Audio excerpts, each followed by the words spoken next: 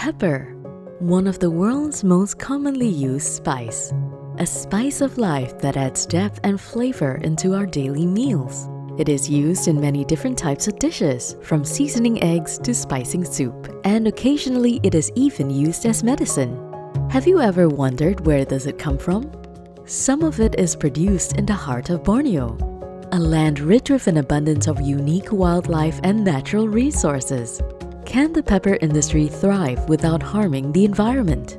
In WWF, our mandate is to stop the degradation to the natural environment, but at the same time ensure that human well-being is protected. So when we work on protecting or conserving the environment, we must and always include local communities by giving them the capacity to improve on their planting methods, their farming methods to become more sustainable. We are in fact encouraging them to minimize degradation to their natural environment. When the COVID-19 pandemic hit the world, it affected many. But WWF-Malaysia did not stop there. It happened in March 2020 for a Malaysia context. So we are unable to travel to site due to travel restriction. And the fact that we have so many plans has been postponed until today. During this non-travel period, WWF Malaysia continued to keep in touch with the community in Rumah Nagum and Rumah Peter. But it is not easy as both longhouses do not have good connectivity. So to keep the communication with villagers constant, we do SMS them and WhatsApp them, even though the connectivity is quite limited and actually there's no internet connection at their settlement. WWF Malaysia continues to go forward with its initiatives in sustainable pepper planting with its partners and pepper farmers.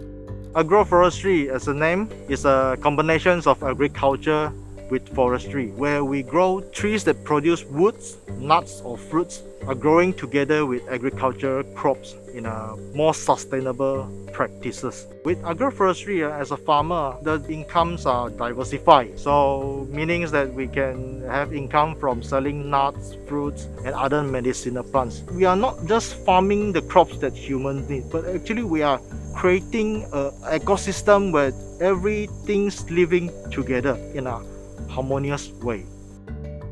Organic pepper has a lot of potential. This is due to growing health concern among consumers. These concerns are reflected in the increasing world market demand for organic spices. As with other food commodities, organic pepper is surely better.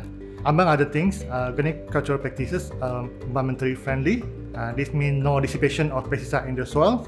It also saves farmers from the harmful effect of chemical pesticides. This also means no leaching of chemicals to nearby water catchment or rivers. This collaboration with WWF is the starting point to develop organic pepper farms. It is important for farmers to see the benefit of these cultural practices. We conducted studies on natural farming on pepper. From the studies, we concluded that this new practice will increase farmers' return on investment or ROI. Back in Rumah Peter, it's another day for the farmers at the pepper farm.